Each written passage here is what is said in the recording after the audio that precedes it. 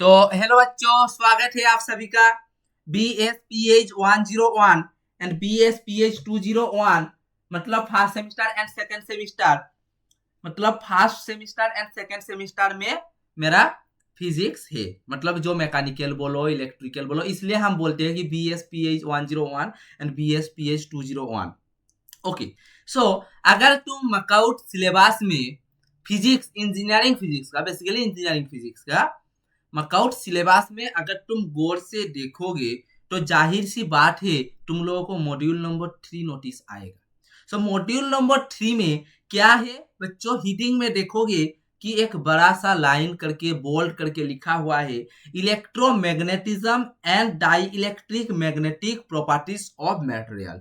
Okay, so ये वाला जो मॉड्यूल नंबर 3 में मकआउट सिलेबस में देखो डिस्ट्रीब्यूशन से जो पोलराइजेशन बोलो डाइलेक्ट्रिक कांस्टेंट बोलो पोलर नॉन पोलर बोलो वो वाला पूरा समझा दिया है। बट यहाँ पे डिस्ट्रीब्यूशन के साथ मैं पूरा क्लियरली तुम लोगों को सिलेबस एनालिसिस करा दूंगा, की पॉइंट बोल दूंगा क्या क्या है इस मॉड्यूल नंबर 3 में। तो मॉड्यूल नंबर 3 में तीन चीज है, एक है डाई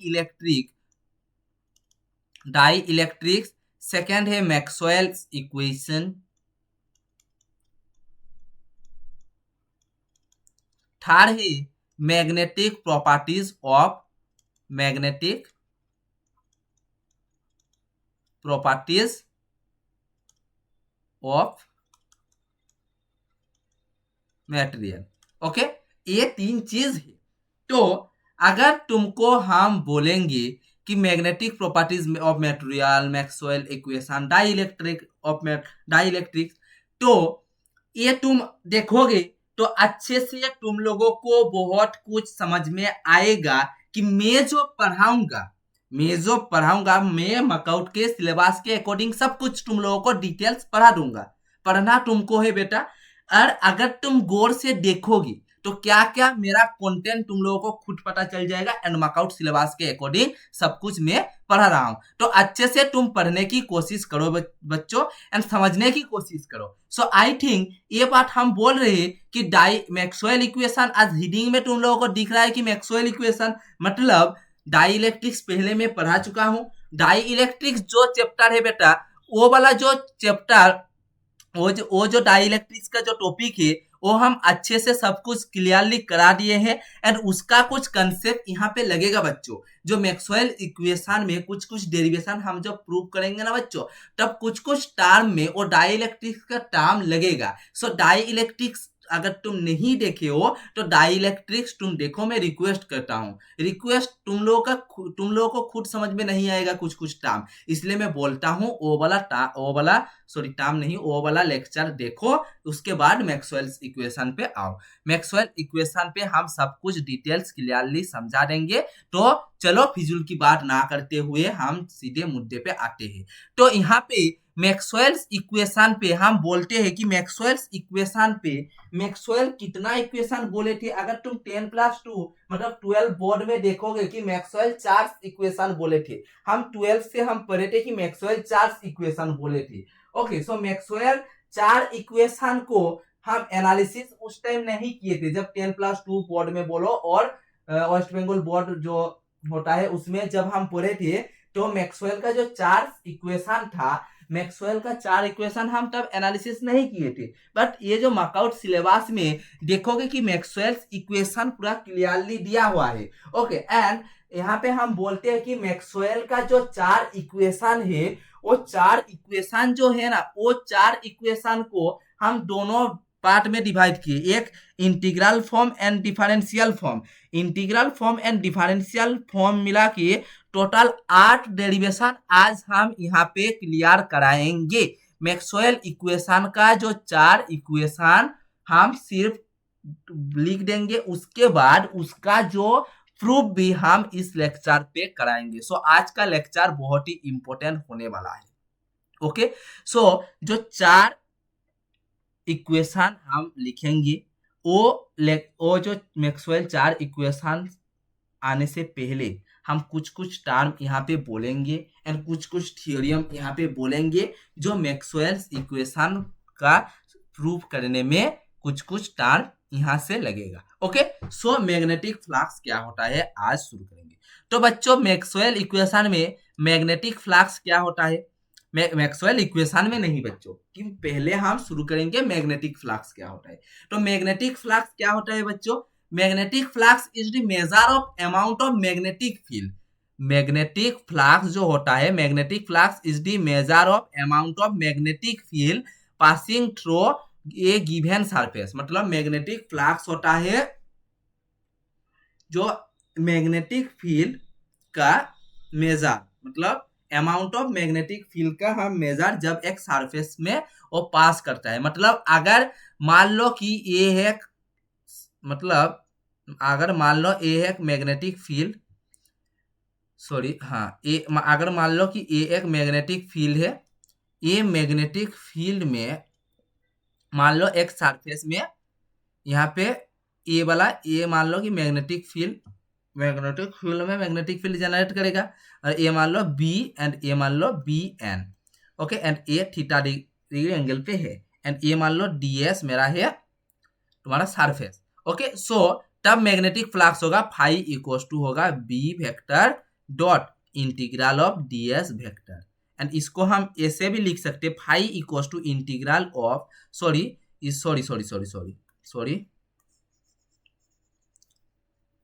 हाँ, इसको हम मैग्नेटिक फ्लक्स को हम लिख सकते हैं phi equals to integral of close integral, okay, close integral B vector into DS vector. And finally B vector equals to हम लिख सकते हैं B vector dot in close integral DS vector.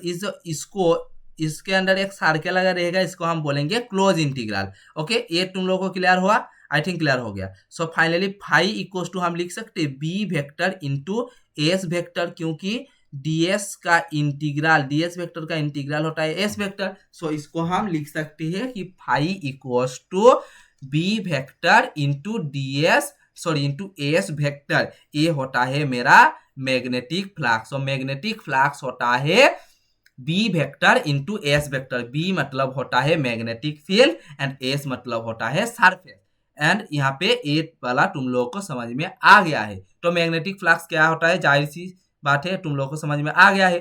तो अब आएगा Faraday law of electromagnetic induction. तो Faraday law of electromagnetic induction क्या होता है बच्चों, कि Faraday law of electromagnetic induction में हम ईएमएफ कैसे फाइंड करेंगे वो देखेंगे। कि फैराडे जो हमारा मेरा मतलब हम सब लोग का जो एक ग्रेटेस्ट साइंटिस्ट जो फैराडे थे, फैराडे दो लॉ निकाले थे। एक लॉ में वो बोले थे कि एक कोयल जो क्या है, एक मैग्नेट के पास है, अगर मैग्नेट में नॉर्थ पोल साउथ पोल है, जब उसमें मैग्नेटिक फील्ड जनरेट होगा तब कोयल पे क्या होगा, ईएमएफ प्रोड्यूस्ड होगा। यही बोले थे फर्स्ट लॉ में। ओके, सो फर्स्ट लॉ हम देखते हैं अभी। फर्स्ट लॉ क्या बोले हैं, फर्स्ट लॉ बोल रहा है कि whenever the amount of magnetic flux link with a circuit changes and EMF is induced in a circuit, the induced EMF exists so long as the change in magnetic flux continue। Okay, मतलब ये बोल रहा है, ये तुम एक बार reading पढ़ो और मैं समझा दे रहा हूं। तो क्या बोला है कि बोल रहा है कि मान लो कि ये एक मैग्नेट है, ये एक मैग्नेट है एंड इसका north pole and south pole है। और एक मान लो ये एक कोयल है, कोयल। एंड ये जो मैग्नेट यहाँ पे तुम देख रहे हो बच्चों, ये मैग्नेट पे मैग्नेटिक फील्ड जनरेट ऑब्वियसली होगा, वरना वो कैसा मैग्नेट हुआ कि मैग्नेटिक फील्ड जनरेट नहीं कर रहा है।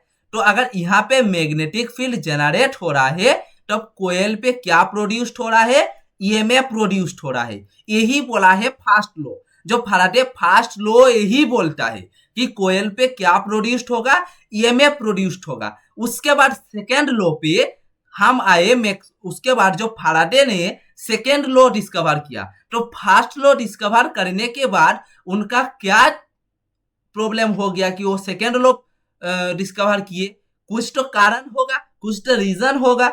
मतलब जब ईएमएफ प्रोड्यूस्ड हुआ बोला कि तब कुछ कोई लोग पूछ रहा था कि ईएमएफ का वैल्यू कितना है, तो ईएमएफ का वैल्यू निकालने के लिए, ईएमएफ का मैग्नीट्यूड पता चलने के लिए फैराडे ने उसका सेकेंड लॉ डिस्कवर किया। तो फैराडे का सेकेंड लॉ में हम देखेंगे ईएमएफ का मैग्नीट्यूड। तो सेकेंड लॉ क्या बोलता है बच्चों? बोलता है कि the magnitude of EMF induced in a circuit is directly proportional to the rate of change of magnetic flux linked with the circuit. Okay, जो मैग्नीट्यूड होता है वो क्या होता है? Rate of change of magnetic flux का proportional होता है। सो यहाँ पे हम निकाल दिए ईएमएफ का मैग्नीट्यूड। तो फैराडे का सेकेंड लॉ में ईएमएफ का मैग्नीट्यूड हम निकाल दिए। तो मैग्नीट्यूड का कैसे निकाले? कि E varies D phi by D T,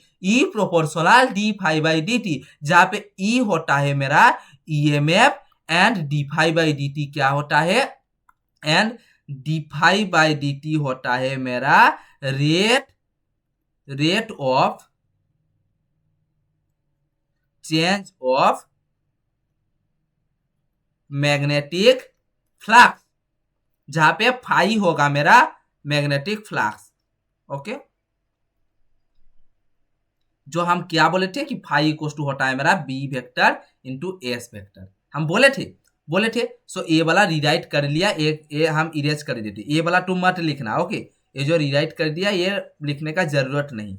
okay, so rate of change of magnetic flux. तो यहाँ पे क्या बोलेगा कि सेकेंड लॉ बोलता है कि ईएमएफ क्या होता है? Rate of change of magnetic flux का प्रोपोर्शनल होता है। So E varies D phi by D T. So finally हम लिखेंगे ई इक्वल टू, ए वाला तुम लोगों को याद रखना पड़ेगा कि ई इक्वल टू होगा मेरा minus of D phi by D T. Then finally होगा E equal to minus of N into D phi by D T. Okay, यही ए वाला क्या होगा? ये है सेकेंड लॉ में, फैराडे का सेकेंड लॉ में ईएमएफ का magnitude. Okay, so I think ये वाला तुम लोगों को समझ में आ गया है। सो अब ये समझ में आ गया है। ओके, सो यहाँ पे और एक चीज बोलेंगे कि integral form of Faraday law. तो integral form of Faraday law मतलब फैराडे का सेकेंड लॉ में हम क्या देखे? ईएमएफ का मैग्नीट्यूड। हम ईएमएफ का मैग्नीट्यूड देखे बच्चों कि E equals to minus of D phi by D T. So E किसके इक्वल होता है? With negative sign. E equal होता है rate of change of magnetic flux with equal sign के इक्वल होता है। तो यहाँ पे हम यही लिखे। उसके बाद और एक चीज तुम लोगों को पता होना चाहिए बच्चों कि E equals to close integral E vector into DL vector. इसको इक्वेशन नंबर 1 मान लो एंड इसको इक्वेशन नंबर 2 मान लो।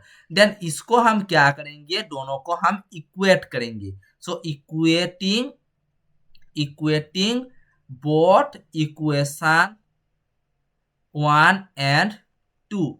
ओके, देन हम फाइनली लिख सकते हैं close integral E vector dot DL vector equals to minus of D phi by D T, जहां पे फाई हम क्या बोले थे बच्चों?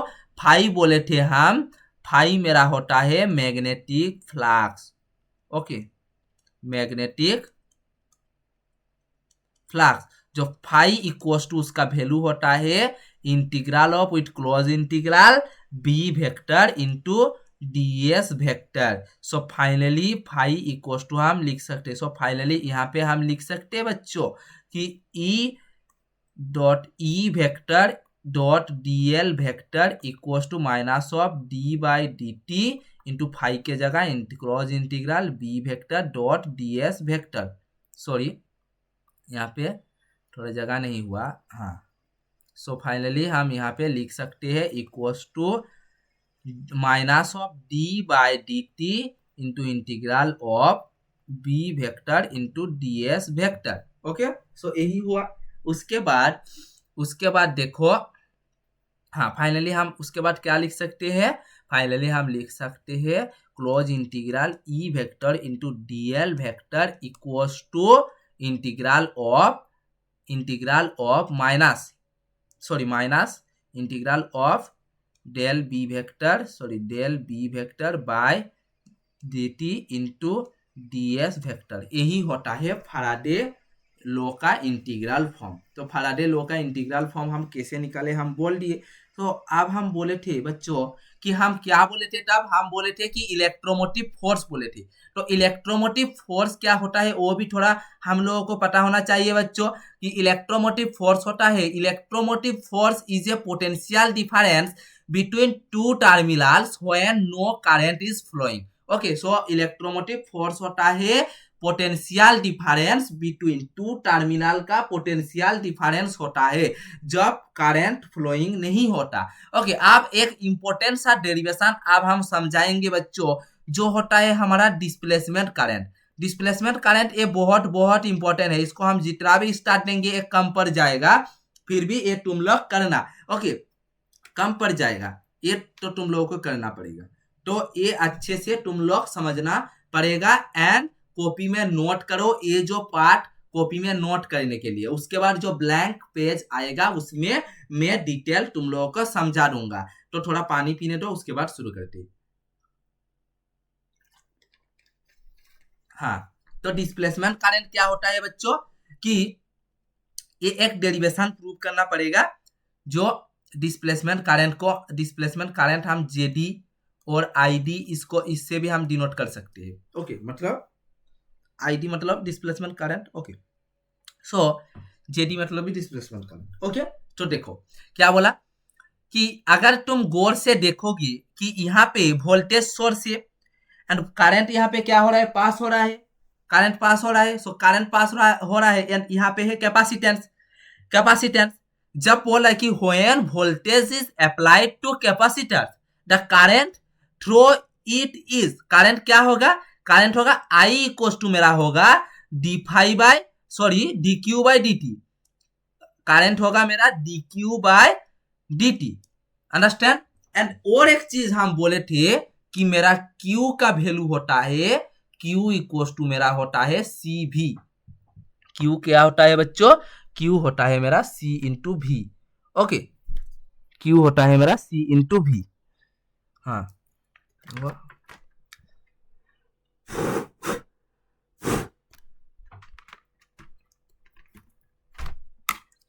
Q होता है बच्चों C इंटू V। यहाँ पे अगर हम Q का वैल्यू बैठाएंगे तो क्या होगा कि I इक्वल टू मेरा होगा D by D T, Q का होता है मेरा C इंटू V। तो यहाँ पे फाइनली हम लिख सकते हैं C, अगर यहाँ पे कॉमन ले आएंगे तो लिख सकते हैं dV बाई डी टी, ये हम लिख सकते हैं बच्चों ये। और एक चीज हम बोले थे कि C होता है मेरा C इक्वल टू होता है epsilon naught A by D, epsilon naught A by D, जहां पे एप्सिलॉन नॉट होता है मेरा permittivity in free space and ये होता है मेरा area of slab and D क्या होता है, डी होता है distance between two pair of opposite charges. यही जो यहाँ पे देखो, अगर तुम कैपेसिटेंस अगर गौर से देखोगे यहाँ पे करंट जा रहा है, ये वाला देखो ये करंट जा रहा है, करंट जब जा रहा है यहाँ पे पॉजिटिव चार्ज स्टोर होगा एंड यहाँ पे नेगेटिव चार्ज स्टोर होगा। ओके, सो यहाँ पे जो ये दोनों चार्ज का ऑपोजिट चार्ज का जो डिस्टेंस यही होता है डी। ओके, सो यही होता है डी। सो फाइनली हम C, सो यहाँ पे हम क्या निकाले थे कि I इक्वल टू हुआ मेरा C into dV by D T and C का वैल्यू हम निकाले C equal to epsilon naught A by D। So finally हम लिख सकते हैं I equal to epsilon naught A by D into dV by D T. और एक चीज तुम लोगों को पता होना चाहिए बच्चों, हाँ, और एक चीज I by A equal to epsilon naught into D by D T into V by D हम लिख सकते हैं बच्चों, ऑब्वियसली लिख सकते हैं। उसके बाद देखो और एक चीज तुम लोगों को पता होना चाहिए कि E इक्वल टू होता है मेरा V by D. Okay, so finally हम लिख सकते हैं I बाई A को हम JD लिखते हैं equal to epsilon naught V by D को E लिखते हैं, मतलब DE by D T. So epsilon naught into DE by D T मतलब एप्सिलॉन नॉट, फाइनली हम लिख सकते एप्सिलॉन नॉट। और एक चीज तुम लोग को बोलूंगा अभी, थोड़ा लिख देने दो। हाँ, तो जेडी इक्वस टू हम लिख सकते हैं D by sorry JD equals to हम लिख सकते हैं del D by del T. Okay, जहां पे जेडी क्या होता है मेरा, जेडी इक्वस टू होता है मेरा displacement current. Okay, and D यहाँ पे क्या होता है, डी होता है D equal to epsilon naught E, जो डी मेरा होता है क्या, current, sorry electric displacement,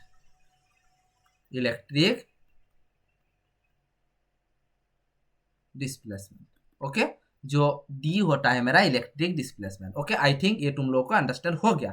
okay, तो बच्चों तुम लोगों को प्रोसेस बोल देता हूं, मेरा जो प्रोसेस है ये तो मैं तुमको लाइन बाय लाइन रीराइट कर दिया, ये तुम मत लिखना कॉपी में, यहाँ पे अच्छे से मैं लिख दिया हूँ, ये कॉपी में तुम नोट करना, ये कॉपी में नोट करना। ओके, ये कॉपी में नोट करने के लिए मेरा प्रोसेस है नोट प्लस अंडरस्टैंडिंग दोनों एक साथ।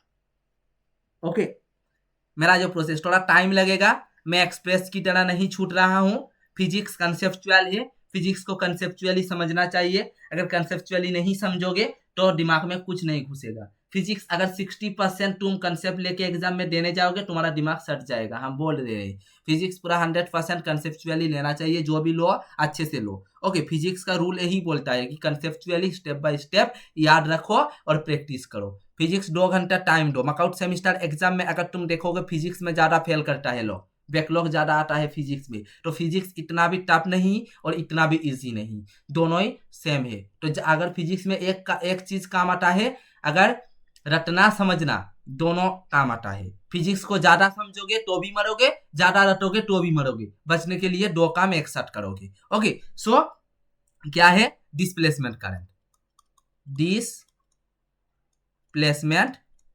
करंट हीडिंग देते हैं। ओके, डिस्प्लेसमेंट करंट हम क्या, हाँ मेरा प्रोसेस क्या बोला, मेरा प्रोसेस बोला कि ये तुम नोट करो, उसके बाद ये जो ब्लैंक पेज आ रहा है ये समझने की कोशिश करो। रीराइट कर रहा हूं लाइन बाय लाइन समझाने के लिए, ये प्रोसेस तुम लोगों को समझना है। मेरा प्रोसेस समझोगे उसके बाद मेरा जो पढ़ना हुआ चीज, पढ़ाई हुआ चीज वो तुम समझ पाओगे। ओके, सो यहाँ पे देखो कि डिस्प्लेसमेंट करंट में क्या हो रहा है, कि ये वाला देखो कि डिस्प्लेसमेंट करंट में यहाँ पे कैपेसिटर लगा हुआ है। ओके, एंड यहाँ पे एक सोर्स मतलब करंट सोर्स मतलब वोल्टेज सोर्स, यहाँ पे करंट पास हो रहा है आईसी, एंड यहाँ पे पॉजिटिव एंड नेगेटिव चार्ज, ये तो तुम लोग जानते हो कि यहाँ पे दो opposite pair of charge store करता है कैपेसिटेंस। ओके, एंड इसका जो डिस्टेंस हम बोले थे कि डी बोले थे। ओके, इसका जो डिस्टेंस डी बोले थे। ओके, तब हम क्या बोलेंगे, अब बोलेंगे कि when voltage is applied, when voltage is applied to capacitor, the current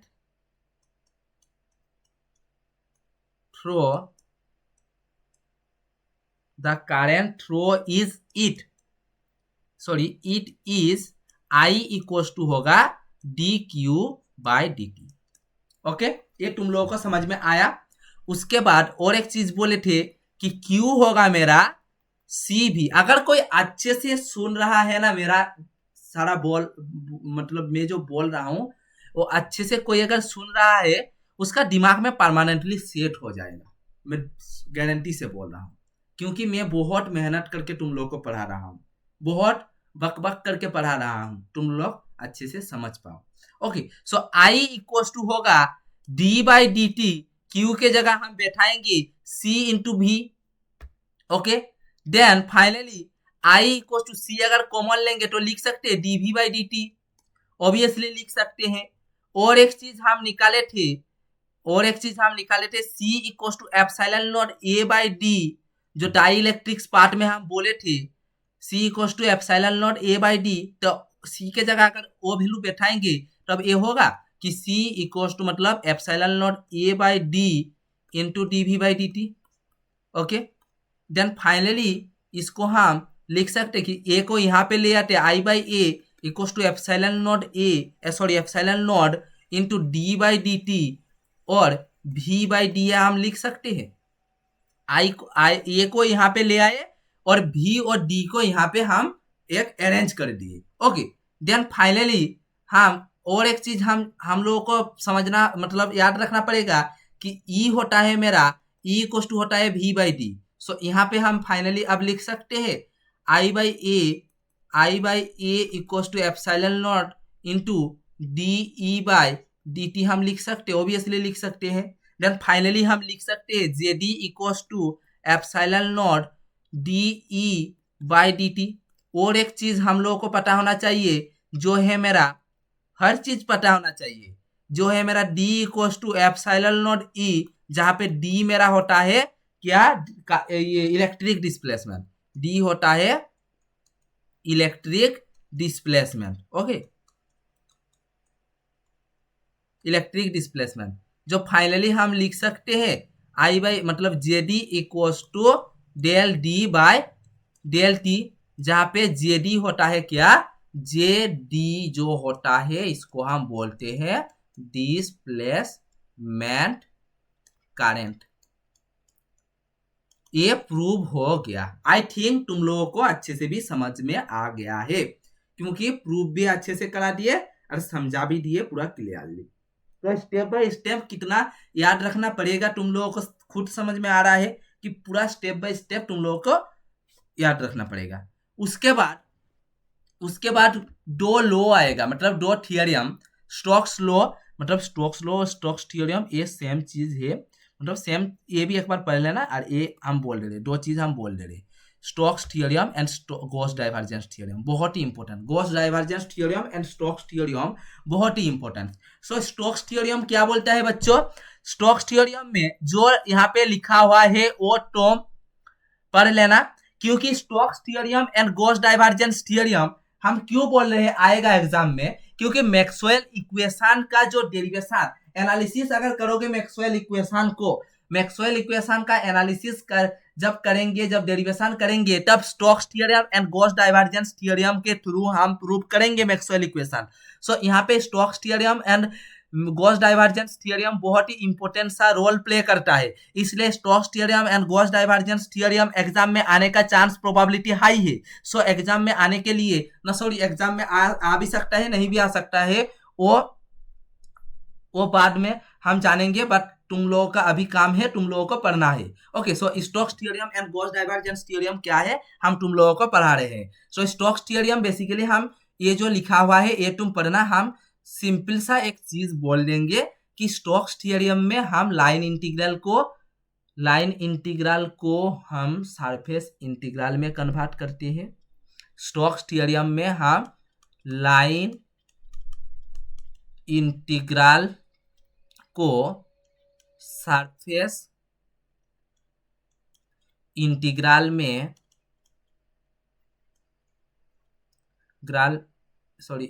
integral में कन्वर्ट करते हैं और वाइस वर्सा, मतलब स्टोक्स थ्योरम में हम लाइन इंटीग्रल को सरफेस इंटीग्रल में कन्वर्ट करते हैं और सरफेस इंटीग्रल को हम लाइन इंटीग्रल में और सरफेस इंटीग्रल को हम लाइन इंटीग्रल में कन्वर्ट करते हैं। एस आई मतलब सरफेस इंटीग्रल और एल आई मतलब लाइन इंटीग्रल, मतलब लाइन इंटीग्रल को सरफेस इंटीग्रल में कन्वर्ट करते हैं स्टोक्स थ्योरम, और सेम भी सरफेस इंटीग्रल को लाइन इंटीग्रल में कन्वर्ट करते हैं, तब लगता है स्टोक्स थ्योरम। ओके, सो ये क्या है, जाहिर सी बात है यहाँ पे सरफेस इंटीग्रल को हम लाइन इंटीग्रल में एक कन्वर्ट कर दिए, और एक भी हम तुम लोगों को एक लिख देखते हैं कि लाइन इंटीग्रल मान लो कि ए वेक्टर डॉट डीएल वेक्टर, इसको क्लोज इंटीग्रल ये वाला है, ये क्लोज इंटीग्रल। ओके, ये तुम लोग खुद पता है तुम लोगों को। सो इसको हम सरफेस इंटीग्रल में कन्वर्ट करेंगे, ये क्या होगा into A vector cross A vector into DS vector, यहाँ पे वेक्टर होगा। ओके, ये भी इंटीग्रल। ओके, ये तुम लोगों को पता चल गया। तो स्टोक्स थ्योरम होता है सरफेस इंटीग्रल को लाइन इंटीग्रल में और लाइन इंटीग्रल को सरफेस इंटीग्रल में कन्वर्ट करते हैं। ओके, स्टोक्स थ्योरम के माध्यम से। ओके, उसके बाद आएगा गॉस डाइवर्जेंस थ्योरम। तो गॉस डाइवर्जेंस थ्योरम क्या होता है बच्चों? गॉस डाइवर्जेंस थ्योरम में वॉल्यूम इंटीग्रल को सरफेस इंटीग्रल में, मतलब वॉल्यूम इंटीग्रल को surface integral and surface integral को वॉल्यूम इंटीग्रल में कन्वर्ट करते हैं गॉस डाइवर्जेंस थ्योरम की मदद से। तो यहाँ पे जाहिर सी लिखा हुआ है कि वॉल्यूम इंटीग्रल को सरफेस इंटीग्रल में कन्वर्ट किया है और एक A vector dot ds vector A surface integral equals to क्या होगा? Volume integral del vector into A vector divergence dv। Okay, ये वाला देखो, ये है वेक्टर। ओके, ये तुम लोगों को समझ में आ गया, ये है गॉस डाइवर्जेंस थ्योरम। ओके, ये है मेरा गॉस डाइवर्जेंस थ्योरम। तो Stokes theorem and Gauss divergence theorem तुम लोगों को पता चल गया। तो Stokes theorem and Gauss divergence theorem आप मतलब ये जब मैक्सवेल इक्वेशन का डेरिवेशन कराएंगे तब काम आएगा, देखना। ओके, तो अब आएगा एम्पियर सर्कुइटल लॉ। थोड़ा पानी पीने दो।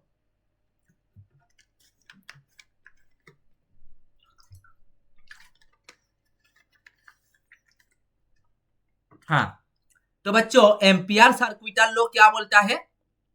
Ampere circuital law state the relationship between the current and the magnetic field create by it. मतलब करंट एंड मैग्नेटिक फील्ड का रिलेशनशिप डिस्क्राइब करता है Ampere circuital law. According to Ampere's law, magnetic field are related to the electric current produced in them. The law specifies that the magnetic field that is associated with given current or vice versa, provided that the electric field does not change with time.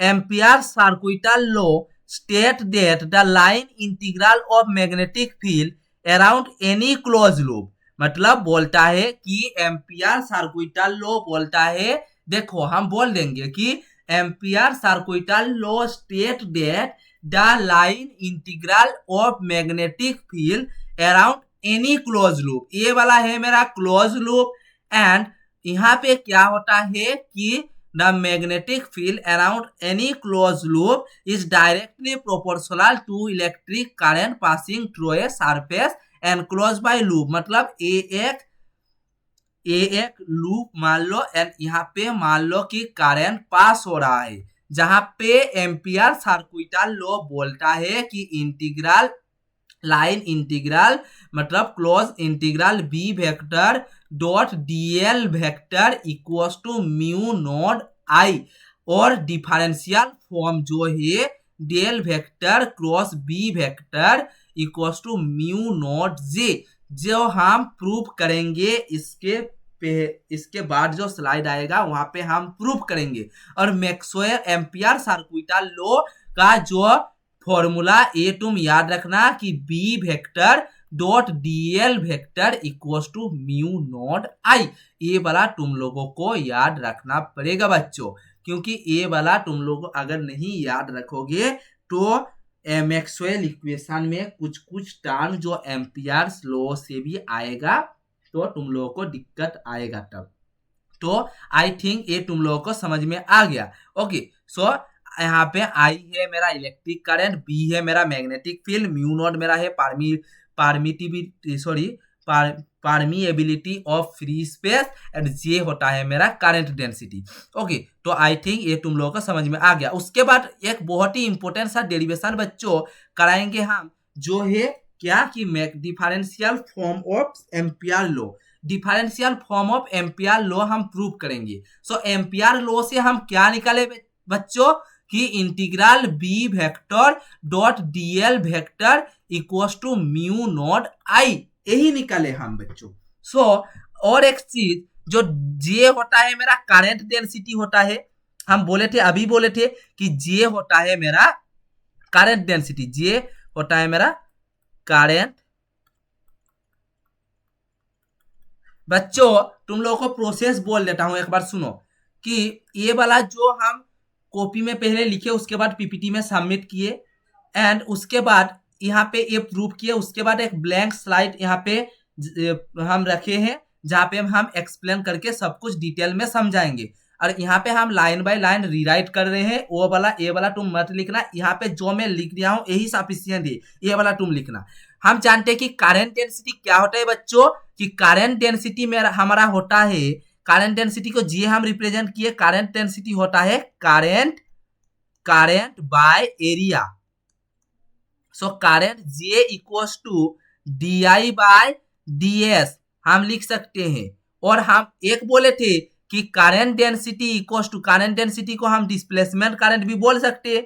Current density को हम तब लिखे थे ना कि current density मतलब current density जो होता है डिस्प्लेसमेंट करंट वही होता है। तो current density equals to current by area. So current by area हम तब लिखे थे, आई बाय ए बोले थे, J D equals to, so J equals to I by A and J equals to हम लिख सकते हैं D I by D S भी लिख सकते हैं, and D I equals to हम लिख सकते हैं J into D S. So finally हम आई इक्वल्स टू लिख सकते हैं, ये वेक्टर दो। सो यहाँ पे सब जगह वेक्टर दो, यहाँ पे हम वेक्टर दिए हैं, ओके यहाँ पे वेक्टर दो, okay D I vector equals to, sorry हाँ यहाँ पे सॉरी आई के जगह मत वेक्टर दो, हाँ जहाँ पे मैं finally I equals to integral of J vector into D S vector लिख सकता हूँ। ये वाला रीराइट कर दिया, ये रीराइट मत लिखना, ये हम इरेज कर देते हैं, ओके ये वाला तुम लोग मत लिखना क्योंकि तुम्हारा हाँ कॉपी में पूरा अच्छे से लिखो, ओके। सो ये आई थिंक ये वाला I equals to integral of J into D S कैसे आया तुम लोगों को पता चल गया। और H according to Ampere circular law में क्या बोले थे हम कि B vector DL vector equals to क्या होगा म्यू नॉट आई के जगह ये वैल्यू बैठा दिए। और एक बोले थे कि Stokes theorem and Gauss divergence theorem हम बच्चों पढ़ाए थे कि गॉस थ्योरम में क्या होगा ना, सॉरी स्टोक्स थ्योरम में क्या होता है कि लाइन इंटीग्रल को सरफेस इंटीग्रल में कन्वर्ट करता है। कि मान लो ये एक मेरा है ए वेक्टर इंटू डीएल वेक्टर, ये है मेरा लाइन इंटीग्रल, इसको अगर सरफेस इंटीग्रल में कन्वर्ट करेगा तो क्या होगा, ये क्रॉस होगा डेल ऑपरेटर के साथ, जो वेक्टर रहेगा उसका क्रॉस प्रोडक्ट होगा, फिर से फिर होगा सरफेस, ओके। सो यही होता है, मतलब यही होता है हमारा स्टोक्स थ्योरम, ये हम बोले थे स्टोक्स थ्योरम में, ओके। सो बच्चों ये तुम Stokes theorem and Gauss divergence theorem हम बोले थे ना कि ये तुम अच्छे से याद रखो, उसके बाद जो डेरिवेशन आएगा वहां पे काम आएगा। सो यहाँ पे स्टोक्स थ्योरम हम अभी बोल दिए। सो स्टोक्स थ्योरम ऐसे होता है, लाइन इंटीग्रल को अगर हम सरफेस इंटीग्रल में कन्वर्ट करेंगे तो हम B vector dot DL vector को हम लिख सकते हैं बच्चों कि del vector cross B vector into DS vector हम लिख सकते हैं, वही हम यहाँ पे लिखे हैं। यही होता है अकॉर्डिंग टू स्टोक्स थ्योरम, ये होता है स्टोक्स थ्योरम का मेन रूल और फॉर्मूला, ओके। सो यहाँ पे हम लिख सकते हैं ये वाला टर्म ऑब्वियसली लिख सकते हैं, जाहिर सी बात हम लिख सकते हैं यहाँ पे। सो ये वाला टर्म तुम लोगों को समझ में आ रहा है, ये वाला भी टर्म तुम लोगों को समझ में आ रहा है। फाइनली मेरा हुआ del vector cross B vector equals to mu naught J, यही होता है मेरा differential form of Ampere's law. So अब हम जो ब्लैंक पेज आएगा यहाँ पे पूरा डिटेल्स में तुम लोगों को समझाएंगे। आई थिंक बच्चों तुम कॉपी कर लिए, ये तुम अब समझने की कोशिश करो बच्चों, ओके ये अब तुम समझने की कोशिश करो।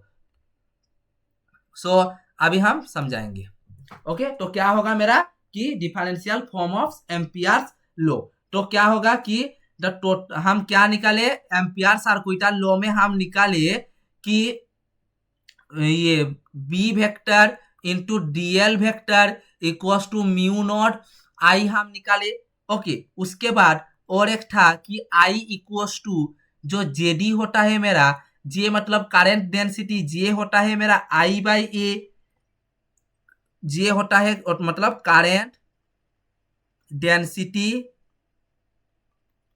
Equals to current by area, जो जे होता है मेरा equals to I by A यहाँ पे लिख रहे हैं, and J vector equals to D I by D S vector हम लिख सकते हैं, and finally D I equals to J vector into D S vector हम लिख सकते हैं।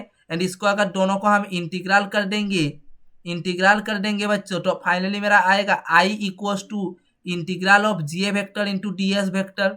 सो यहाँ पे आई के जगह वो जो integral of J vector into I हम क्या निकाले बच्चों, अभी आई हम निकाले J vector into D S vector, तो यहाँ पे उसका वैल्यू हम बैठा देंगे integral of B vector into D L vector equals to mu naught, I के जगह हम बैठा देंगे integral of J vector into D S vector. Okay, ये हम लिख देंगे, ये हम लिख सकते हैं।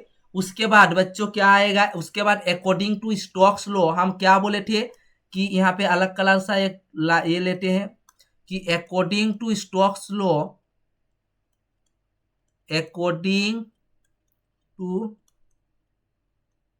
सॉरी हाँ अकॉर्डिंग टू स्टोक्स लॉ, ये अकॉर्डिंग टू स्टोक्स लॉ में हम क्या देखे थे कि लाइन इंटीग्रल को मान लो कि ए वेक्टर सॉरी यहाँ पे हम ये तो कितना बार बोल देंगे, हाँ लाइन इंटीग्रल को मतलब B vector into DL vector को हम लिख सकते हैं सरफेस इंटीग्रल, मतलब लाइन इंटीग्रल को जब हम कन्वर्ट करेंगे तो होगा डीएल वेक्टर के साथ जो वेक्टर है उसका क्रॉस होगा, उसके बाद यहाँ पे होगा डीएस वेक्टर। ये हम लिख सकते हैं बच्चों, ये हम लिख सकते हैं। तो यहाँ पे इसका जो वैल्यू हम निकाले इसके जगह हम बैठा सकते हैं, तो चलो आप बैठाएंगे। ओके, तो बैठा देते हैं कि क्या निकाले हम, del vector cross B vector into DS vector equals to mu naught integral of J vector into DS vector. अगर del vector cross B vector को तुम कॉमन लोगे तो होगा मेरा एस, एंड यहाँ पे भी एस होगा, DS vector equals to mu naught J को तुम अगर कॉमन लोगे तो होगा यहाँ पे एस एंड डीएस वेक्टर होगा।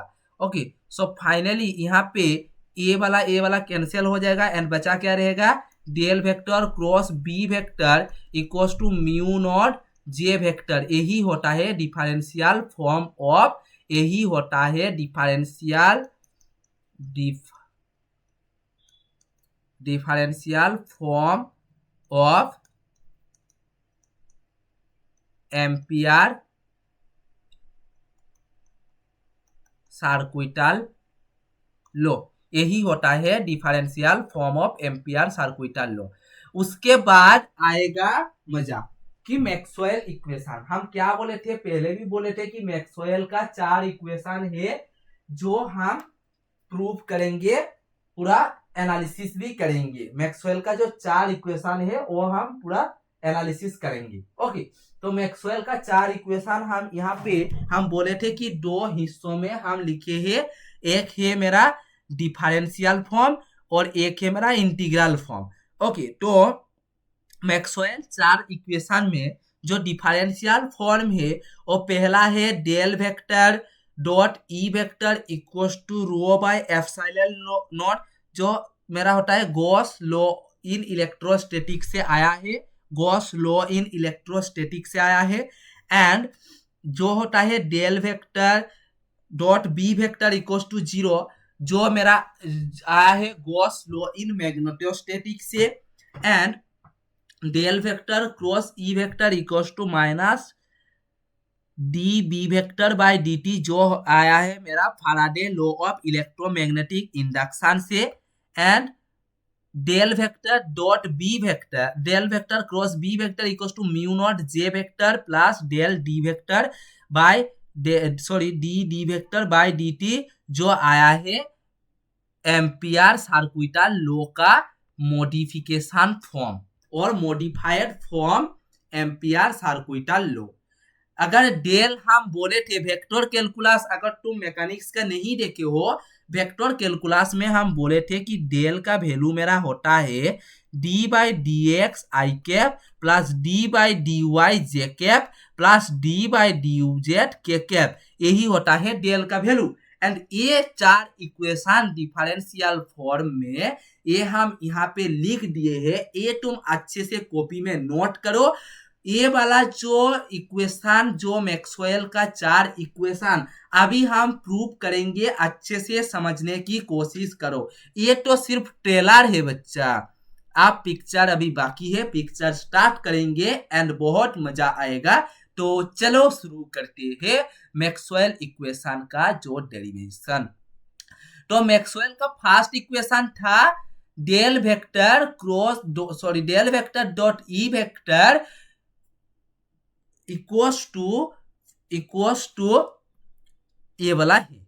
ओके, सो ये क्या आया था कि गॉस लॉ इन इलेक्ट्रोस्टैटिक से आया था। सो गॉस लॉ इन इलेक्ट्रोस्टैटिक यही होता है कि गॉस लॉ इन इलेक्ट्रोस्टैटिक का फॉर्मूला होता है कि ये वाला देखो, अगर ये एक मान लो कि ये एक क्लोज सरफेस है एंड यहाँ पे एक डीक्यू चार्ज के ऊपर जो मतलब जो फॉर्मूला यहाँ पे है कि E vector dot ds vector with close integral equals to q by epsilon naught. ये वाला बच्चों तुम लोग कॉपी में नोट करो, ये अच्छे से कॉपी में नोट करो, उसके बाद हम समझाएंगे, सब समझाएंगे।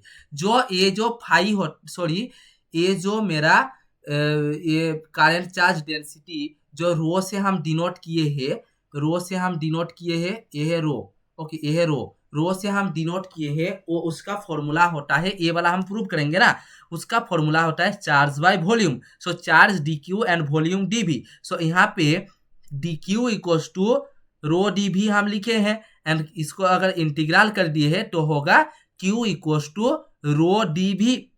सो यहाँ पे क्यू का वैल्यू हम बैठाए हैं। सो ये देखो close integral E vector dot ds vector equals to 1 by epsilon naught and Q का वैल्यू हम बैठाए हैं rho D V. And then यहाँ पे अगर गौर से देखोगे ये है मेरा एस मतलब सरफेस और ये यहाँ पे है वॉल्यूम। तो सरफेस से वॉल्यूम में कन्वर्ट करना पड़ेगा बच्चों। तो सरफेस में वॉल्यूम में कन्वर्ट करने के लिए क्या लो और क्या थियरम अप्लाई होगा बच्चों? अप्लाई होगा गॉस डाइवर्जेंस थ्योरम। हम बोले थे कि अगर सरफेस इंटीग्रल को वॉल्यूम इंटीग्रल में और वॉल्यूम इंटीग्रल को सरफेस इंटीग्रल में कन्वर्ट करना हो तो गॉस डाइवर्जेंस थ्योरम काम लगेगा। तो यहाँ पे देखो कि ये है मेरा Gauss divergence theorem, surface integral को जब वॉल्यूम इंटीग्रल में मतलब यहाँ पे एस मतलब ये सरफेस वॉल्यूम इंटीग्रल में जब कन्वर्ट करते हैं तब डेल के साथ डॉट होता है एंड जब स्टोक्स थ्योरम में वहां पे क्रॉस होता है यहाँ पे, इसलिए यहाँ पे डॉट होगा। ओके, एंड यहाँ पे ये वाला टर्म हम लिख सकते हैं कि इसको सरफेस इंटीग्रल को जब हम ये वॉल्यूम इंटीग्रल में कन्वर्ट किए तब लिख सकते हैं कि E vector dot ds vector equals to del integral of del vector dot E vector into dv, ये हम लिख सकते हैं। उसके बाद देखो, उसके बाद इसके जगह हम ए वैल्यू बैठा के देखो क्या लिखते हैं। ए वैल्यू बैठा दिए, उसके बाद ए वैल्यू हम बैठा दिए, बैठाने के बाद फाइनली मेरा प्रूव हो गया कि ये कैंसिल हो गया।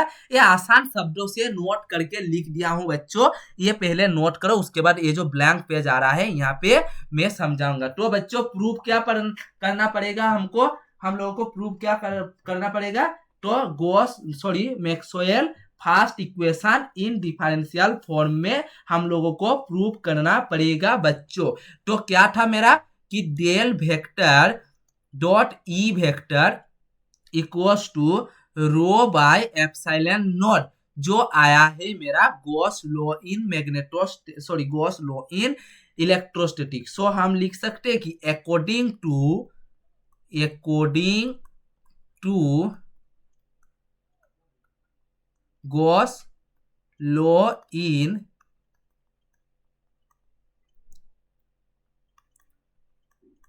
गॉस लॉ इन इलेक्ट्रोस्टैटिक में क्या था कि E vector dot ds vector equals to q by epsilon naught. Okay, and जो रो मेरा होता है,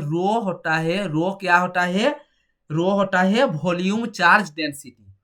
रो को हम बोलते हैं volume charge density. Okay, and जिसका वैल्यू होता है चार्ज बाय वॉल्यूम, जिसका वैल्यू होता है मेरा जिसका वैल्यू होता है रो इक्वल्स टू होता है charge by volume.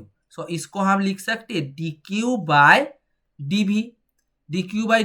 So finally हम dq equals to rho dv लिख सकते हैं, ऑब्वियसली लिख सकते हैं। अगर इन दोनों को मतलब dq equals to rho dv इन दोनों को अगर इंटीग्रल कर देंगे तो फाइनली होगा मेरा q equals to rho dv। So finally हम अब लिख सकते हैं बच्चों कि यहाँ पे क्यू का जगह ए रो डी भी हम लिख सकते हैं, इंटीग्रल रो डी भी, सॉरी ये रो थोड़ा गलत तरीके से लिख दिया, रो पी लग रहा है, रो को थोड़ा ऐसे तुम लिखोगे, ओके, रो डी भी, हाँ, रो क्या होता है, वॉल्यूम चार्ज डेंसिटी होता है।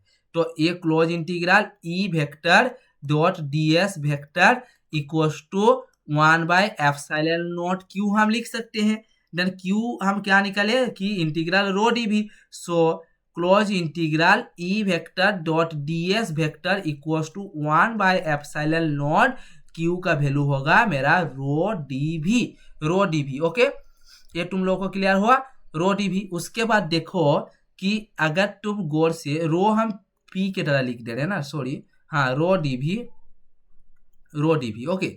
सो इसको देखो, इसको अगर गौर से देखोगे कि यहाँ पे है मेरा सरफेस एंड यहाँ पे मेरा वॉल्यूम, तो वॉल्यूम सरफेस इंटीग्रल को वॉल्यूम इंटीग्रल में हम कैसे कन्वर्ट करेंगे बच्चों, कि according to Gauss divergence theorem के मदद से। तो गॉस डाइवर्जेंस थ्योरम के मदद से हम सरफेस इंटीग्रल को वॉल्यूम इंटीग्रल में कन्वर्ट करेंगे।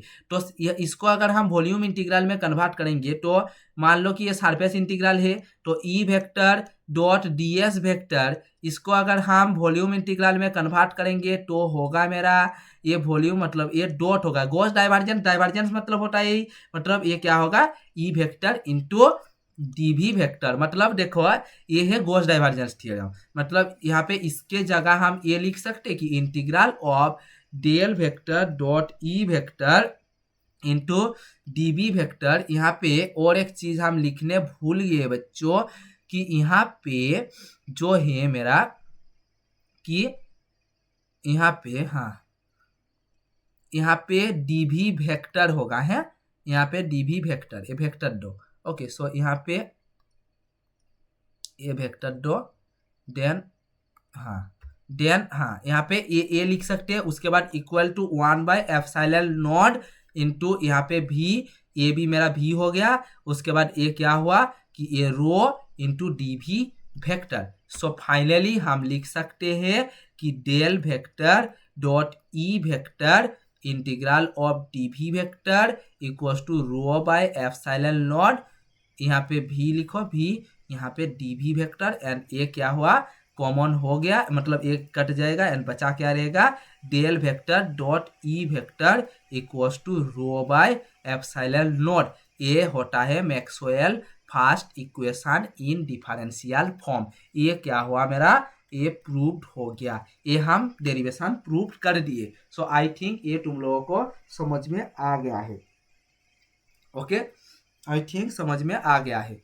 उसके बाद आएगा Maxwell second equation. Maxwell second equation क्या बोला था, कि मैक्सवेल सेकेंड इक्वेशन बोला था कि del vector dot B vector equals to 0, जो आया है मेरा गॉस लॉ इन मैग्नेटोस्टैटिक। तो मैक्सवेल सेकेंड इक्वेशन भी हम प्रूव करेंगे। तो मैक्सवेल सेकेंड इक्वेशन में हम क्या, कहाँ से आया था, गॉस लॉ इन मैग्नेटोस्टैटिक से आया था। So according to Gauss law in magnetostatic, मतलब गॉस लॉ इन मैग्नेटोस्टैटिक में क्या बोलता है बच्चों, कि गॉस लॉ इन मैग्नेटोस्टैटिक में बोलता है कि B vector into D S vector with close integral equals to 0 बोलता है। और गॉस लॉ इन इलेक्ट्रोस्टैटिक में बोलता था क्या, कि integration of E vector into D S vector equals to बोलता है क्यू बाय एप्सिलॉन नॉट। ये बोलता है Gauss law in electrostatic, but magnetostatic में बोलता है close integral with B vector into D S vector with close integral equals to 0 होता है, ओके। सो ये तुम लोगों को फंडा समझ में आ गया। यहाँ पे कुछ ये नहीं, कुछ मतलब हार्ड नहीं, ये क्या क्या है, इसको फिर से क्या कर दिया, इसको कर दिया कि ये जो सरफेस इंटीग्रल है गॉस डाइवर्जेंस थ्योरम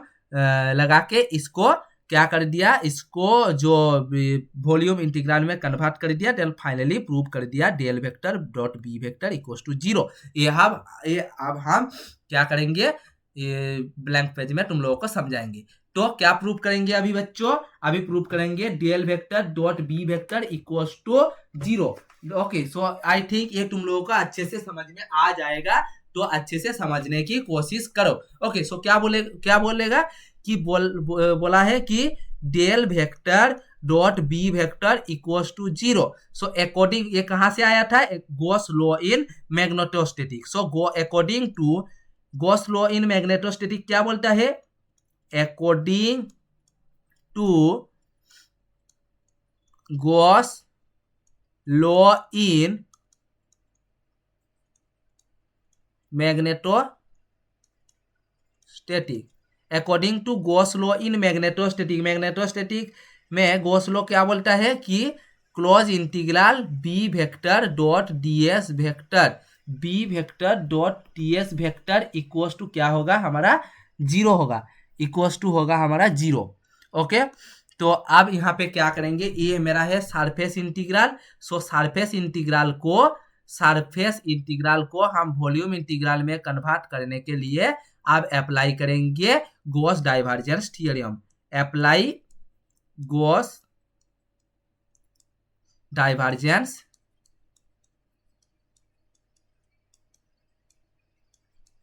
थ्योरम। तो क्या करेंगे, अब लिख सकते हैं B vector dot DS vector को हम लिख सकते हैं कि del vector dot B vector into D V vector. So यहाँ इसके जगह हम ये लिख सकते हैं बच्चों कि इंटीग्रल ऑफ भी, मतलब यहाँ पे del vector dot B vector into D V vector equals to 0 हम लिख सकते हैं, ओबियसली लिख सकते हैं। उसके बाद अगर ये हम कॉमन लेंगे कि del vector dot B vector ये हुआ है भी, सो यहाँ पे D V vector equals to 0। So finally होगा del vector dot B vector equals to 0। ये हो गया Maxwell second equation in differential form. ये भी प्रूव्ड हो गया। ओके, ये भी प्रूव्ड हो गया बच्चों। सो आई थिंक ये वाला भी तुम लोगों को आसान से समझ में आ गया एंड ये बहुत ही इजी है।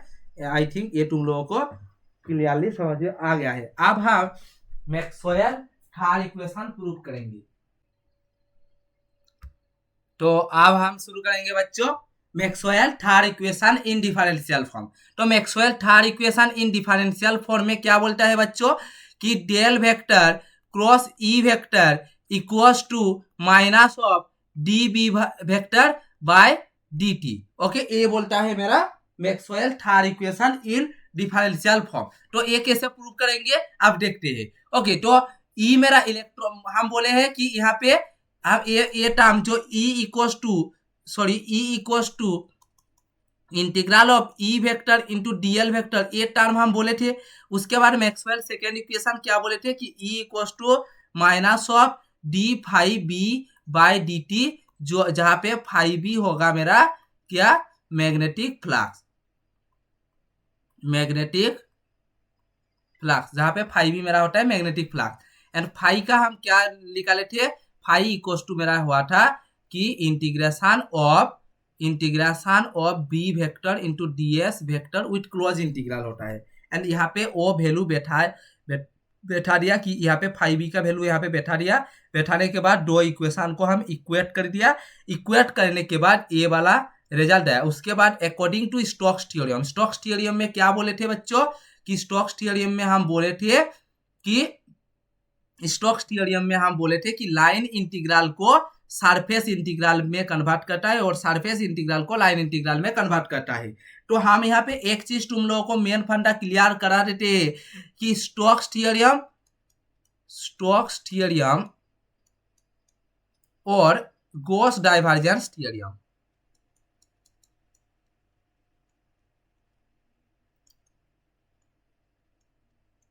तो स्टोक्स थ्योरम में हम क्या बोले थे, स्टोक्स थ्योरम में हम बोले थे कि लाइन इंटीग्रल को सरफेस इंटीग्रल में और सरफेस इंटीग्रल को लाइन इंटीग्रल में कन्वर्ट करता है।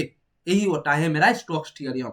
ये मेन फंडा तुम लोगों को पूरा दिमाग में घुसा लो कि लाइन इंटीग्रल को सरफेस इंटीग्रल में एंड सरफेस इंटीग्रल को लाइन इंटीग्रल में कन्वर्ट करता है। देखो ये वाला कैसे होता है, ये वाला भी लिखते हैं कि ये मान लो कि लाइन इंटीग्रल में एक वेक्टर दिया हुआ है, ये है मेरा डीएल, ये लाइन इंटीग्रल में है। इसको अगर सरफेस इंटीग्रल में कन्वर्ट करेंगे तो ये एस होगा एंड इसको डेल ऑपरेटर के साथ जो वेक्टर ए वेक्टर है ये क्रॉस होगा। ओके, ये है मेरा सरफेस इंटीग्रल में कन्वर्ट हो गया। और एक है और एक है, मान लो कि सरफेस इंटीग्रल में है, मान लो ये वाला है मेरा सरफेस इंटीग्रल में, मान लो ये वाला है सरफेस इंटीग्रल में, ये क्या है, DL vector cross A vector into DS vector equal to क्या होगा, लाइन इंटीग्रल में कन्वर्ट होगा, मतलब A vector into DL vector है।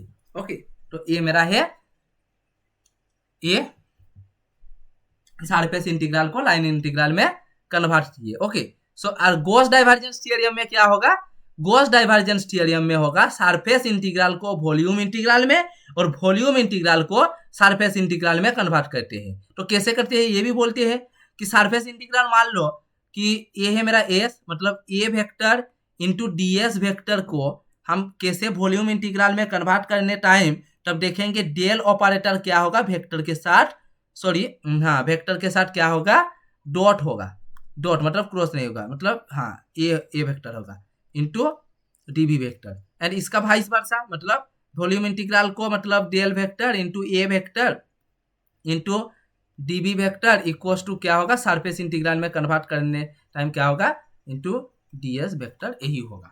ये है मेरा गॉस डाइवर्जेंस थ्योरम। तो Stokes theorem and Gauss divergence theorem main फंडा तुम लोगों को पता चल गया है आई थिंक। तो क्योंकि Gauss theorem and Stokes divergence theorem हम क्यों इतना बार बोल रहे हैं, क्योंकि इसके बेसिस में ये सब मैक्सवेल जो 4 इक्वेशन को हम 8 जो डेरिवेशन करके समझा रहे हैं ना, वहाँ पे सब कुछ ये फॉर्मूला काम आ रहा है, Gauss divergence theorem and Stokes theorem. So इसलिए ये इंपॉर्टेंट है, ये तुम लोगों को मेन फंडा तुम लोगों को पता होना चाहिए। तब चलो फाइनल इक्वेशन मेरा क्या आएगा, Gauss divergence sorry Maxwell equation third equation in differential form में देखो तो आएगा। इस यहाँ पे स्टोक्स थ्योरम अप्लाई किया, अप्लाई करने के बाद फाइनल मेरा आया डेल वेक्टर ई वेक्टर, ये मेरा हो गया प्रूफ। तो प्रूफ मेरा हो गया, तो प्रूफ हो गया, तो ये होता है मेरा Gauss divergence sorry Maxwell third equation इन, ये होगा मेरा Maxwell third equation in differential form. तो अब हम क्या करेंगे, प्रूफ करेंगे इसको,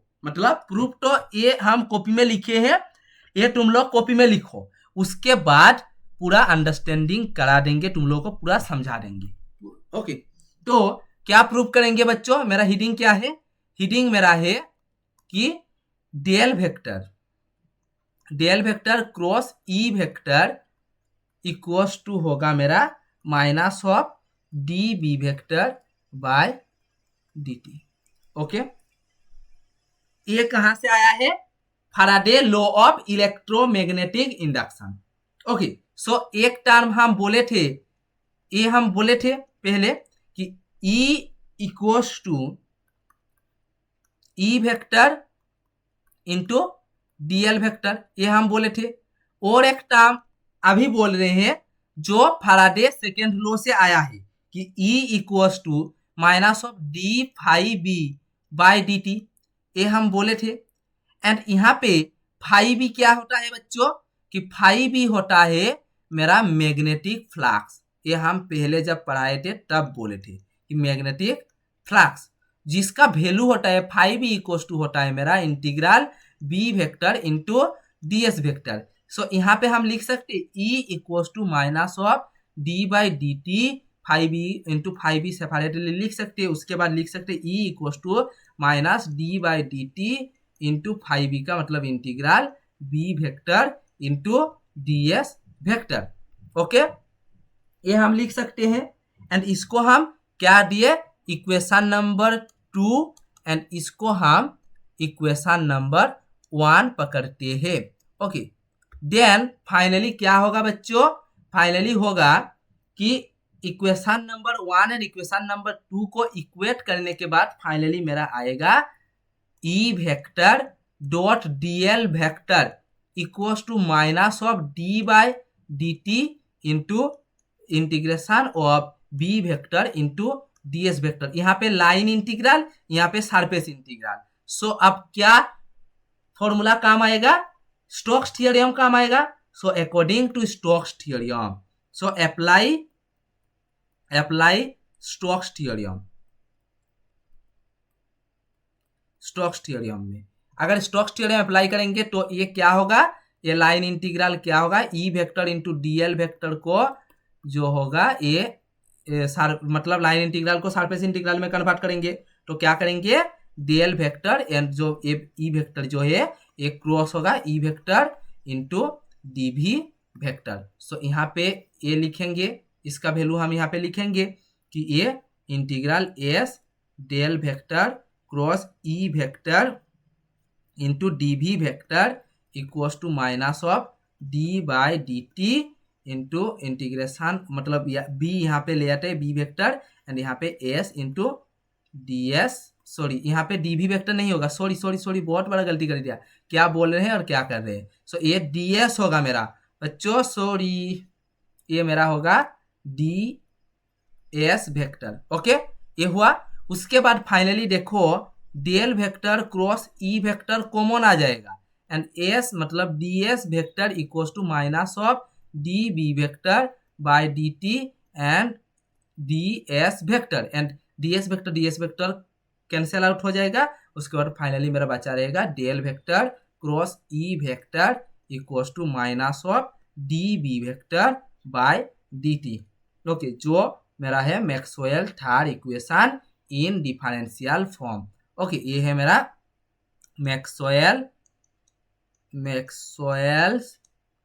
third equation in differential form. Okay ये है मेरा Maxwell third equation in differential form. उसके बाद बच्चों आएगा prove that Maxwell fourth equation in differential form. तो मैक्सवेल का फोर्थ इक्वेशन जो है वो प्रूव करेंगे, वो क्या है, वो है del vector cross B vector equals to mu naught J vector plus D D vector by D T. इसको हम modification of Ampere circuital law भी बोल सकते हैं, इसको हम modification of Ampere circuital law भी बोल सकते हैं और मैक्सवेल फोर्थ इक्वेशन भी बोल सकते इन डिफरेंशियल फॉर्म। तो Maxwell fourth equation in differential form में क्या होगा, अब देखो एंड बहुत ही इंपॉर्टेंट है।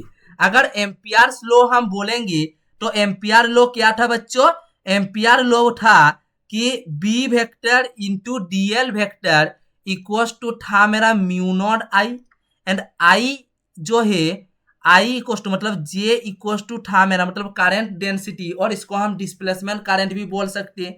जे इक्वल्स टू था मेरा आई बाई ए मतलब करंट बाय एरिया एंड इसको हम लिखे थे जे इक्वल्स टू मतलब J vector equals to D I by D S vector हम लिखे थे।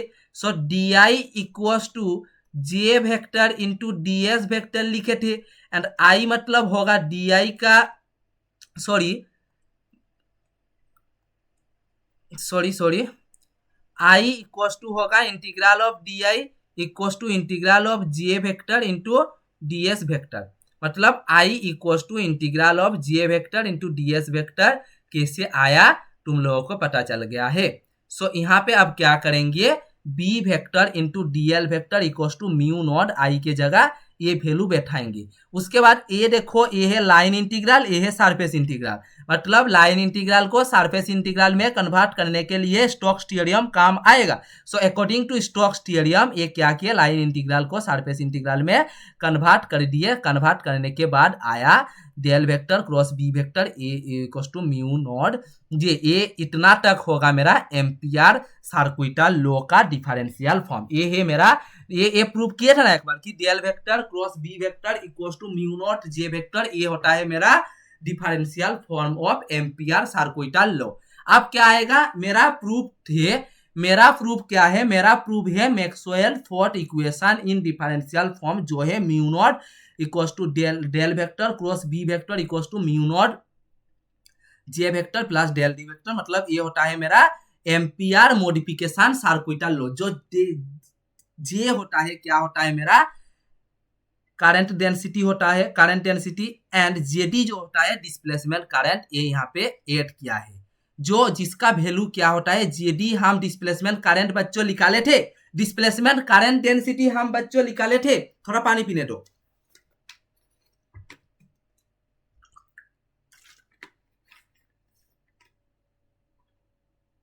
बच्चों, डिस्प्लेसमेंट करंट डेंसिटी हम पहले डेरिवेशन में तो हम बोले थे कि del D vector by del T होगा, मतलब जेडी इक्वल टू मतलब एप्सिलॉन इक्वल टू होता है sorry epsilon naught E equal to मेरा होता है डी जो होता है इलेक्ट्रिक डेंसिटी। ये हम निकाले थे बच्चों।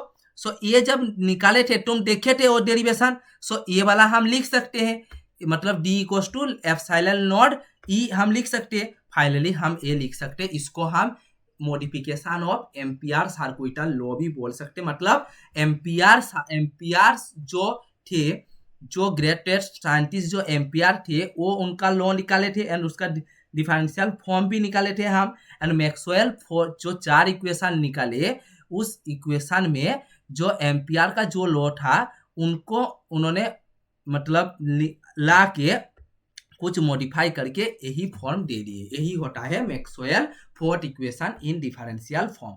सो Maxwell fourth equation in differential form कैसे, Maxwell fourth equation in differential form कैसे प्रूव करेंगे, अब ब्लैंक पेज आ गया, यहाँ पे समझने की कोशिश करो। तो क्या है क्या प्रूव करेंगे, del vector cross B vector equals to होगा मेरा mu naught J vector plus del D vector by del T, sorry del T नहीं डी टी। ओके, सो यहाँ पे हम बोलेंगे कि from Ampere law,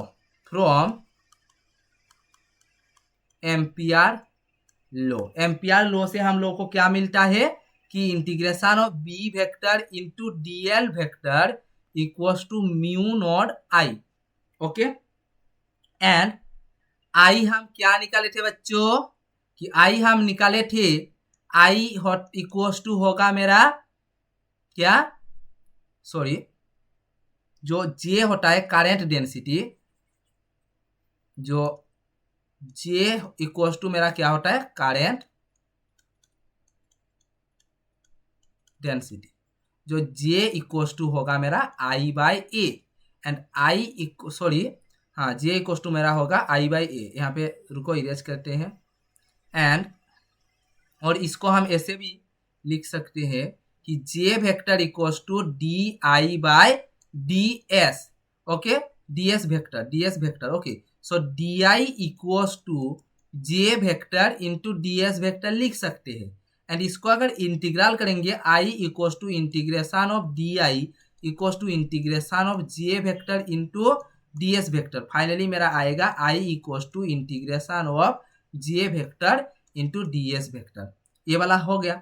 so finally हम यहाँ पे लिख सकते हैं बच्चों कि integration of B vector into D L vector equals to mu naught I के जगह I equals to J vector into D S vector हम लिख सकते हैं। सो यहाँ पे देखो लिखते हैं कि J vector into D S vector हम लिखे हैं। उसके बाद देखो बच्चों अगर गौर से देखोगे कि हाँ और एक लाइन लिख देते हैं कि B vector into D L vector equals to mu naught J into D S vector. अगर यहाँ पे देखोगे कि यहाँ पे एल है मतलब लाइन इंटीग्रल, मतलब यहाँ पे एल लिखो, उसके बाद यहाँ पे देखो एस मतलब ये surface integral.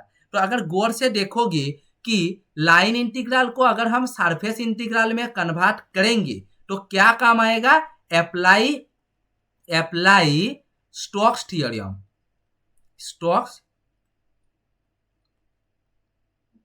Stokes theorem. Okay, apply Stokes theorem में अगर हम स्टोक्स थ्योरम में हम क्या करते हैं, लाइन इंटीग्रल को सरफेस इंटीग्रल में कन्वर्ट करेंगे। तो इसको लाइन इंटीग्रल को सरफेस इंटीग्रल में चलो कन्वर्ट करते हैं।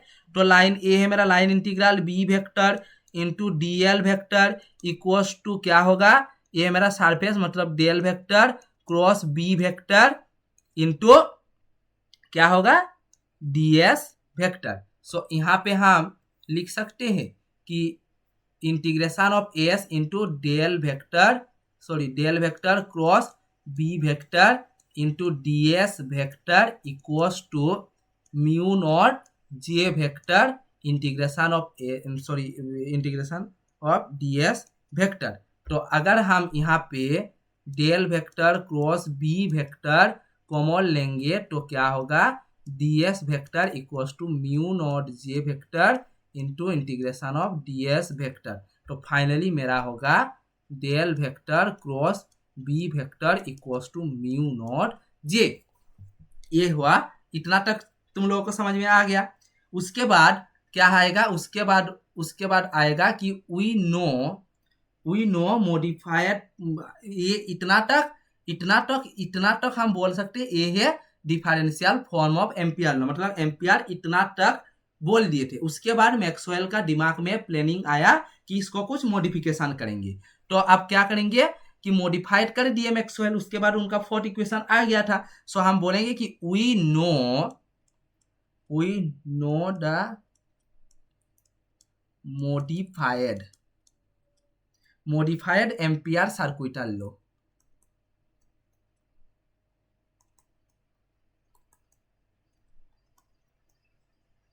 We know the modified Ampere circuital law, मतलब मैक्सवेल जो मॉडिफाई किए थे वहां पे क्या बोले थे, यहाँ पे बोले थे कि del vector cross B vector equals to होगा mu naught J vector plus JD X. JD मतलब होता है डिस्प्लेसमेंट करंट डेंसिटी, वो ऐड किए, जिसका वैल्यू हम पहले भी निकाल दिए थे। जेडी का डेरिवेशन, अगर डिस्प्लेसमेंट करंट डेंसिटी का डेरिवेशन तुम लोग नहीं किए हो, वो वाला देखो वहां पे हम लिखे थे, वहां पे हम प्रूव किए थे। जेडी इक्वल्स टू हम निकाले थे कि epsilon naught del E vector by D E vector by D T and JD vector equals to del D vector by D T. Then finally हम यहाँ पे जेडी वेक्टर यहाँ पे लिख दिए, एंड फाइनली यहाँ पे del vector cross B vector equals to mu naught, क्या होगा, equals to mu naught J vector plus D vector by D T. ये है मेरा Maxwell fourth equation in differential form. ये प्रूव्ड हो गया। ओके, ये प्रूव्ड हो गया, ये प्रूव्ड हो गया। ओके, आई थिंक ये प्रूव्ड हो गया। उसके बाद Maxwell equation in integral form, मैं पहले भी बोला था कि मैं दो पार्ट में डिवाइड किया, एक इंटीग्रल फॉर्म और एक डिफरेंशियल फॉर्म। तो इंटीग्रल फॉर्म मतलब यहाँ से वहां तक ले गया, अब वहां से यहाँ तक ले जाएंगे। तब यहाँ से कहाँ तक ले गए थे कि यहाँ से मतलब जो इलेक्ट्रोस्टैटिक मतलब E vector into D S vector equals to Q by epsilon naught था ना मेरा। तब जो फर्स्ट मैक्सवेल का जो फर्स्ट इक्वेशन जब प्रूव किए थे, यहाँ से मैं कहाँ तक ले गया था, यहाँ से मैं ले गया था del vector dot E vector equals to rho by epsilon naught, इतना तक प्रूव किया। ये तुम लोगों को तो समझ में आ रहा है कि ये मतलब इंटीग्रल है, मतलब ये इंटीग्रल फॉर्म है, और ये यहाँ पे इंटीग्रल नहीं है, मतलब ये डिफरेंशियल फॉर्म है। सो डिफरेंशियल फॉर्म में मैक्सवेल इक्वेशन लिखे, उसके बाद उन सब का डेरिवेशन भी हम करा दिए। उसके बाद अब क्या लाएंगे, इंटीग्रल फॉर्म में जो मैक्सवेल का 4 इक्वेशन होता है वो क्या होता है वो हम लिखे, उसके बाद इनका भी प्रूव करा देंगे, हम करा देंगे। तो ये होता है Maxwell equation in integral form. ये होता है फर्स्ट इक्वेशन, ये होता है सेकंड इक्वेशन, ये होता है थर्ड इक्वेशन, और ये होता है फोर्थ इक्वेशन। आई थिंक ये तुम लोगों को क्लियर हो गया। सो Maxwell first equation in integral form आप प्रूव करेंगे। So prove Maxwell first equation in integral form.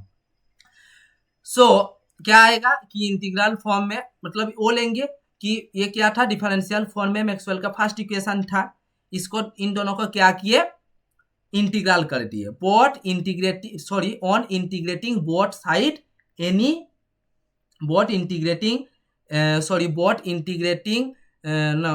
on integrating both side over any volume। Okay, so यहाँ पे एनी वॉल्यूम लेके हम इंटीग्रेट कर दिए। इंटीग्रेट करने के बाद देखो कि यहाँ पे वॉल्यूम इंटीग्रल है एंड वॉल्यूम इंटीग्रल है, मतलब गॉस डाइवर्जेंस थ्योरम है। एक को तो सरफेस इंटीग्रल में कन्वर्ट करना पड़ेगा।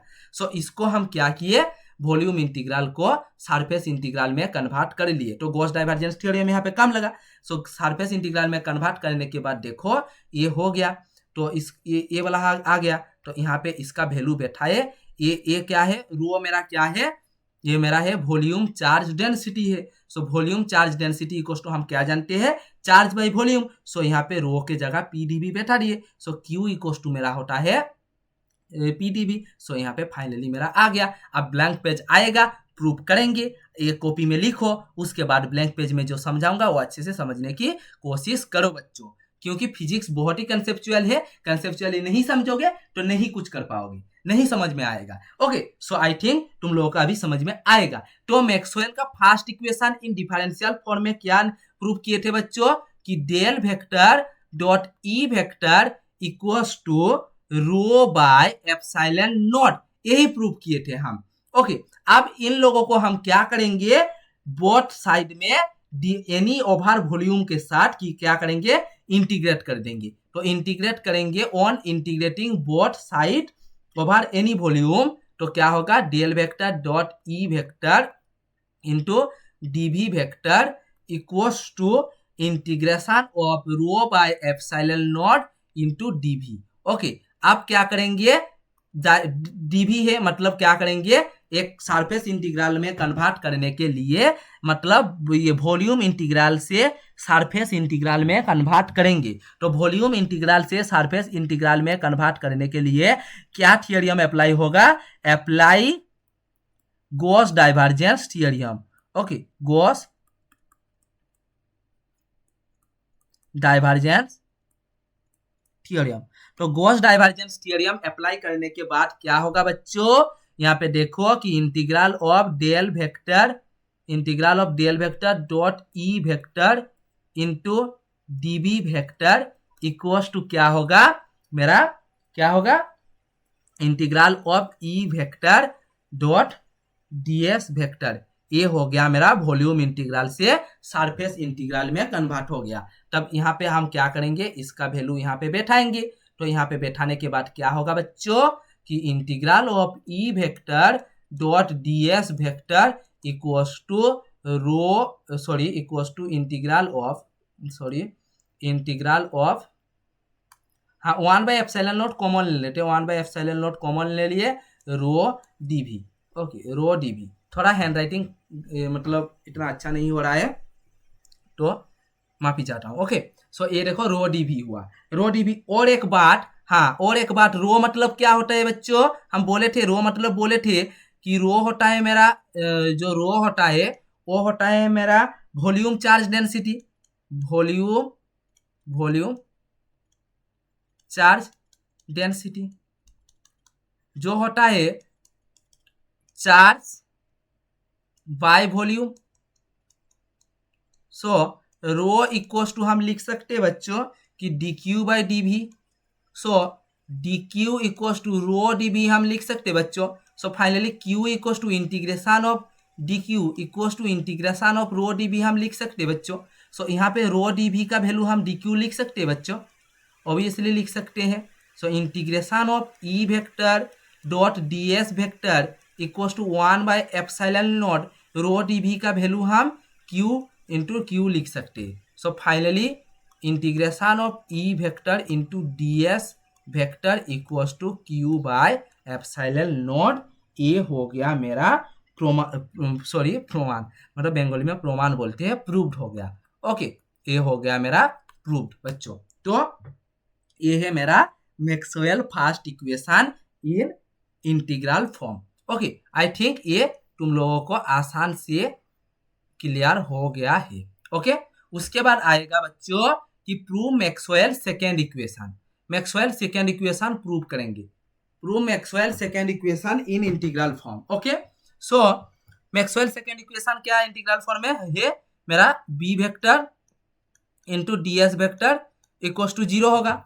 ओके, हम क्या Maxwell first equation in differential form में हम क्या प्रूव किए थे कि del vector into B vector equals to 0 था, एंड इसको हम एनी वॉल्यूम के साथ इंटीग्रेट करेंगे। इंटीग्रेट करने के बाद गॉस डाइवर्जेंस थ्योरम अप्लाई करेंगे। गॉस डाइवर्जेंस थ्योरम अप्लाई करने के बाद ये प्रूव हो जाएगा, आसान से प्रूव हो जाएगा। देखो ये हम प्रूव कर, ये है ये कॉपी में लिखो, उसके बाद देखो ये कॉपी में लिखो, उसके बाद हम अभी समझा देते हैं, कॉपी में लिखो। ओके, क्या होगा, गॉस डाइवर्जेंस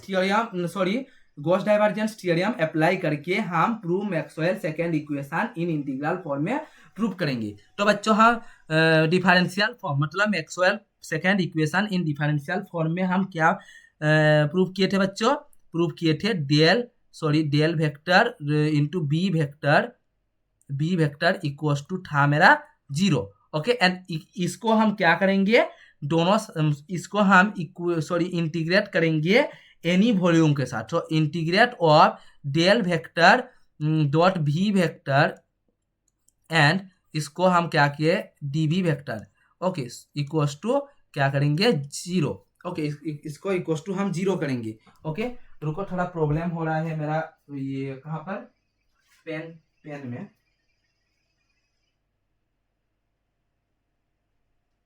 हाँ बच्चों, मेरा क्या हो रहा है, पेन में थोड़ा प्रॉब्लम हो रहा है। रुको, थोड़ा 2 मिनट चाहता हूँ बच्चों, थोड़ा इंतजार करो। इतना तो इंतजार कर लिए हो, मतलब इतना तो हक बनता है कि थोड़ा इंतजार करो, क्योंकि सबर का फल मीठा होता है बच्चों। सो हाँ, पेन में थोड़ा प्रॉब्लम आ रहा है। हाँ, ये क्या बोलेंगे बच्चों, हाँ ये हुआ कि ये हो गया। आप क्या करेंगे, ये है मेरा वॉल्यूम है। ओके, ये वॉल्यूम है। जब वॉल्यूम में मतलब यहाँ पे आसान से देखो कि वॉल्यूम से जब हम सरफेस इंटीग्रल में कन्वर्ट करेंगे तब क्या करेंगे, अप्लाई गॉस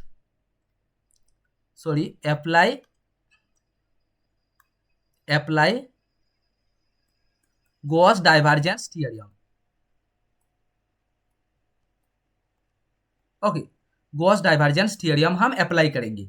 तो अब चलो, गॉस डाइवर्जेंस थ्योरम अप्लाई करने के बाद वॉल्यूम को अगर सरफेस में कन्वर्ट करेंगे तो क्या होगा कि ये है वॉल्यूम इंटीग्रल में है del vector dot B vector into D V vector को अगर हम सरफेस इंटीग्रल में कन्वर्ट करेंगे तो होगा मेरा B vector into D S vector होगा। क्या होगा, B vector into D S vector होगा। देखो ये देखो, ये अंडरस्टैंड हुआ तुम लोगों को। तब यहाँ पे हम लिख सकते हैं, कि integration of B vector into D S vector equal to 0 हम लिख सकते हैं।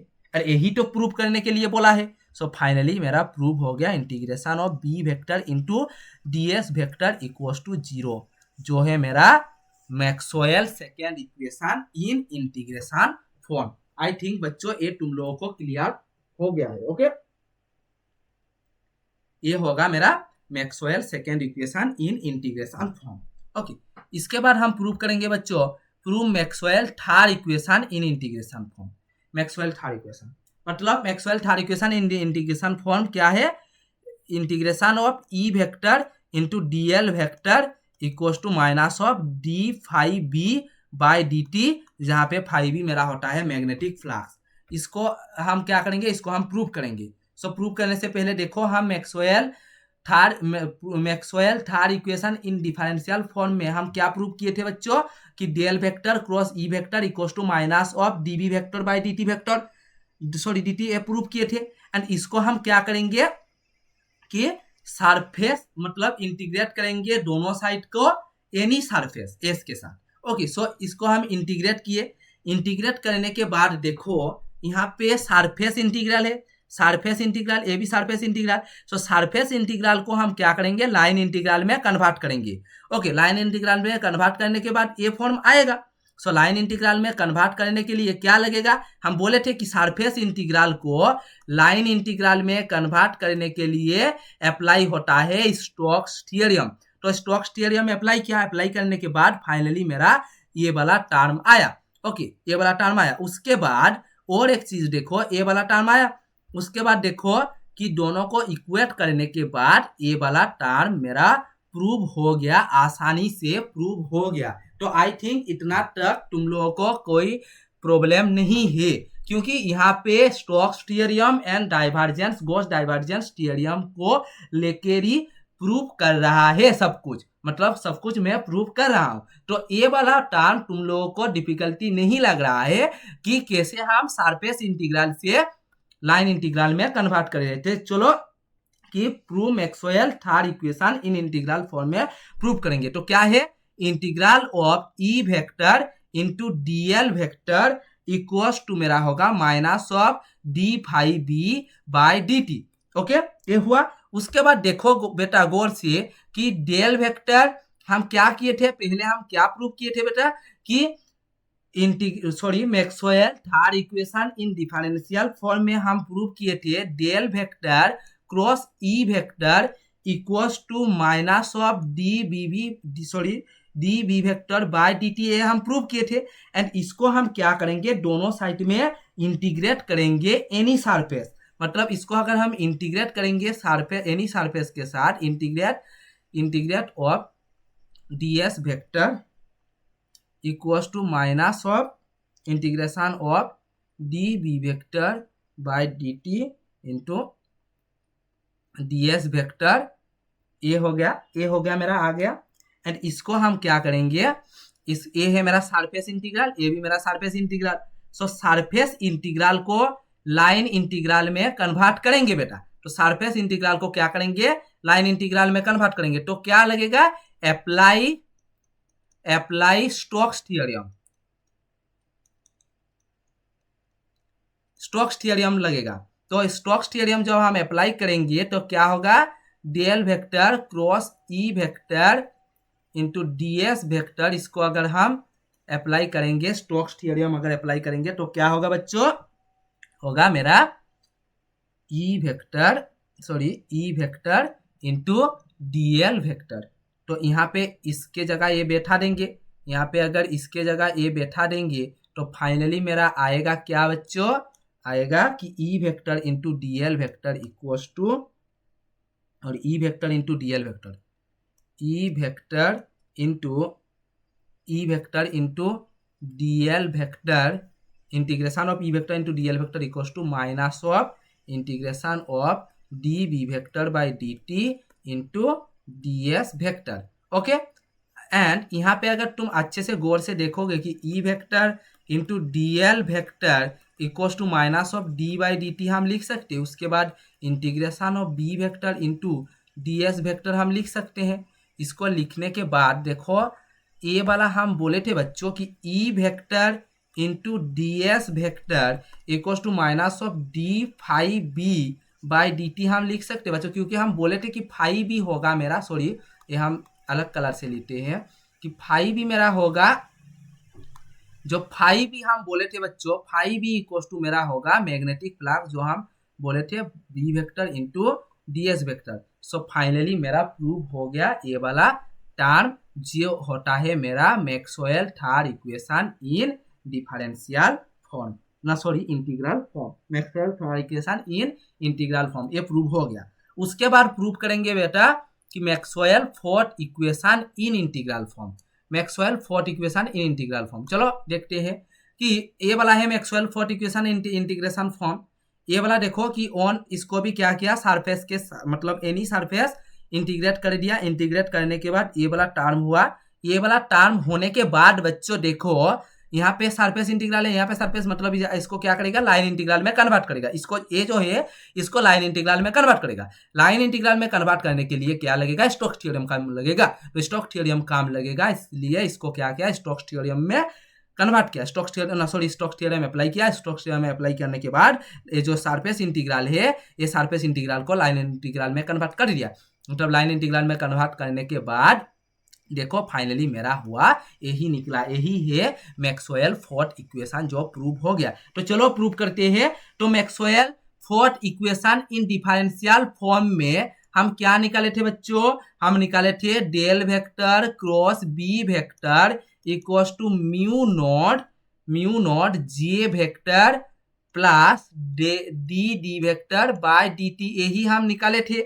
ओके, एंड यहाँ पे इसको अगर हम दोनों साइड को हम इंटीग्रेट करेंगे सरफेस एनी सरफेस के साथ, तो क्या होगा, integration of del vector cross B vector into D S vector equals to mu naught integration of mu naught J vector plus D vector by D T into D S vector, इसको integrate कर दिए। Integrate करने के बाद बच्चों देखो क्या होता है कि integration of del vector cross B vector into D S vector equals to integration of mu naught J d S vector plus integration of mu naught D vector by D T into D S vector, ये हम लिख सकते हैं बच्चों, obviously लिख सकते हैं। उसके बाद और भी हम लिख सकते हैं कि डेल वेक्टर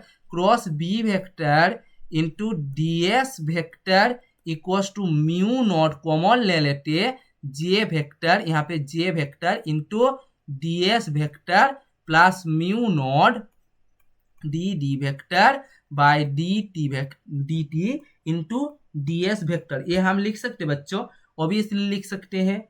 इसको हम लिख सकते हैं एंड इसको हम और एक टर्म में भी लिख सकते हैं। यहाँ पे म्यू नॉट पूरा डायरेक्ट कॉमन लेना चाहिए था, हम एक लाइन लिख दिए, फिलहाल कोई दिक्कत नहीं। चलो del vector cross B vector into D S vector equals to mu naught, अगर कॉमन लोगे तो क्या होगा, integration of J vector into D S vector plus integration of d vector by D T into D S vector, ये होगा मेरा। Okay and यहाँ पे देखो ये है मेरा सरफेस इंटीग्रल, ये है सरफेस इंटीग्रल, ये सब सरफेस इंटीग्रल है एंड इसको हम लाइन इंटीग्रल में बच्चों कन्वर्ट करेंगे। जब सरफेस इंटीग्रल को लाइन इंटीग्रल में कन्वर्ट करेंगे तब क्या होगा कि अप्लाई स्टोक्स थ्योरम काम लगेगा, स्टोक्स थ्योरम। ओके तो स्टोक्स थ्योरम काम आएगा। तो स्टोक्स थ्योरम अप्लाई करने के बाद क्या होगा कि यहाँ पे देखो सरफेस इंटीग्रल को अगर स्टोक्स मतलब लाइन इंटीग्रल में कन्वर्ट करना हो तो स्टोक्स थ्योरम काम आएगा एंड क्या आएगा कि इसको देखो d S vector equals to होगा मेरा B vector into D L vector, ये लाइन इंटीग्रल में कन्वर्ट हो गया एंड इसके जगह हम क्या करेंगे, ये वैल्यू बैठा देंगे। वैल्यू बैठाने के बाद मेरा फाइनली जो आंसर आया कि B vector into D L vector, B vector into D L vector equals to mu not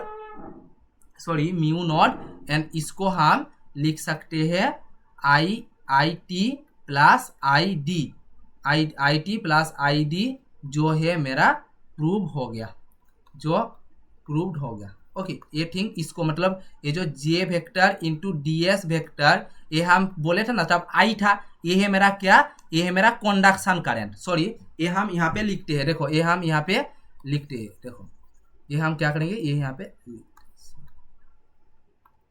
ये जो है, ये जो मेरा आई इक्वल्स टू है integration of J vector into D S vector, जहाँ पे आई इक्वल्स टू है कंडक्शन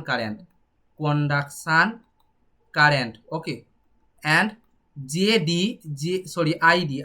आई डी भी लिख सकते हैं, यहाँ पे आई है, इसको आई टी हम लिखे कोई दिक्कत नहीं एंड आई डी जो है जो आई डी इक्वल्स टू होगा मेरा क्या, del D vector by del t integration of and into D S vector, जो है मेरा आई डी जो है डिस्प्लेसमेंट करंट। ओके सो ये अच्छा लगा है एंड आज के लिए इतना ही, थैंक यू।